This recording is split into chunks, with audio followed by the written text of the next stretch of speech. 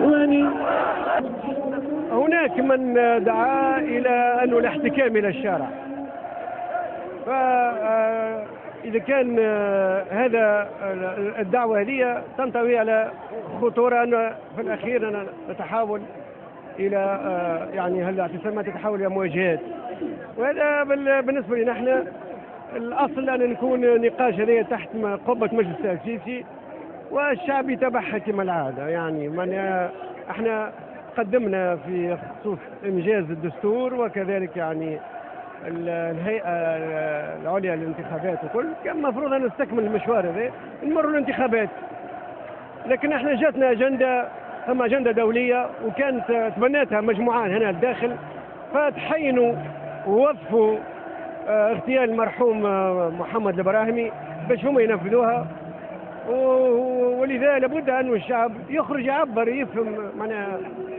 يقول كلمته في خصوص ما يجري الآن. العالمين حقنا كلنا نقعد على الطاولة بس نحاربوا الأعداء هذه اللي هي حقيقة نشوفها هي عدو في البلد. هذا احتفال مشهود بالديمقراطية وآلياتها، واحتفال مشهود بأنه مسار الديمقراطية في تونس ما انحادش. اليوم الشعب التونسي يفز مرة واحدة أخرى، يعني اليوم الجمهور هذا أكثر من جمهور. أنا كنت يوم 14 جونفي أمام الداخلية، الأعداد اليوم هذه لم أشهد لها مثيل في تاريخ تونس. الأعداد هذه كلها جاءت لتقول بصوت واحد نحن مع مسار الانتقال الديمقراطي، نحن مع مسار الشرعية اليوم، ومع موصلة المشوار حتى أنه التونسي يكون حر في اختياره، يكون التونسي حر في تقرير مصيره، التونسي يكون حر في أنه يتمتع بالثورة متاعه ويشوف آثارها، وتغيير حقيقي على أرض الواقع، تغيير ينعكس على حياته اليومية. اليوم المسار اللي مشينا فيه كان مسار خاطئ، اليوم حان اليوم والليلة حان الوقت لتصحيح المسار.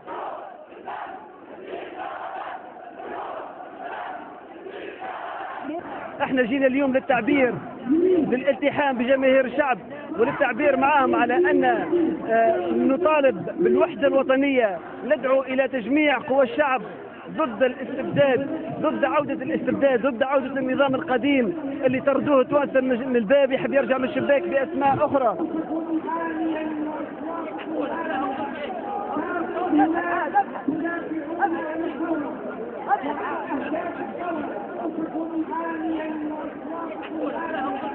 تتذكروا للمجلس التأسيسي تفرض بمليونية في القصبة، وقت اللي ناس كانت تدعو إلى انتخاب رئاسة وإلى مواصلة البرلمان وإلى مواصلة الدستور القديم. حصلت مليونية في القصبة هي التي أسقطت حكومة محمد الغنوشي وفرضت المجلس التأسيسي. اليوم مليونية أخرى باش تفرض مواصلة المجلس التأسيسي حتى يكمل مهامه في أسرع وقت ويواصل يعد إلى انتخابات حرة ونزيهة. واللي عنده ثقة في برامجه واللي عنده ثقة أنه الشعب معاه، عنا أشهر تستنى فينا ويحضر لوحه الانتخابات، ومش مضمون أنه الكلام اللي يقول فيه هذا باش يصح. الأيام قاعدة تبين اللي ثم ناس خايفين من صندوق الاقتراع، ثم ناس خايفين من دستور يكون متجذر في الهوية العربية الإسلامية لتونس. احنا ماناش خايفين، احنا أولاد الشعب، قراب للشعب، والشعب هو اللي باش يحمي الثورة متاعه. الشعب جاي يقول في كلمته باعتبار أنه الشعب هذايا هو مصدر الشرعية، بل حتى أن الحكومة ترجع في مرجعيتها إلى المجلس التأسيسي، والمجلس التأسيسي في حد ذاته يرجع مرجعيته إلى الشارع، أي إلى الشعب، هو اللي يقرر له المصير بتاعه في حالة الاختلاف، في حالة عدم التوافق، وفي حالة الاختلاف في خصوص بنود الدستور والتصويت عليه برمته في الثلثين.